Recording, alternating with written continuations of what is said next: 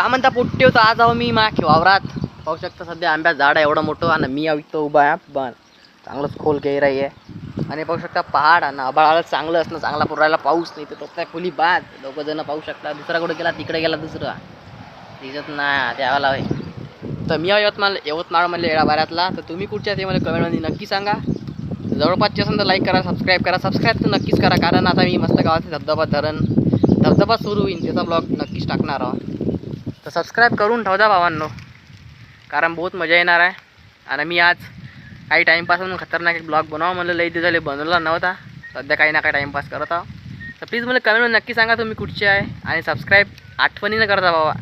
ते पांढरं बटन दबलंच पाहिजे. पहिले लाल होतं आता तुम्हाला माहीत आहे. पहा किती जास्त आभाळ आभाळ किती माहोल दिसत आहे आणि ते पहाड पहा आपल्या इकडले डोंगर.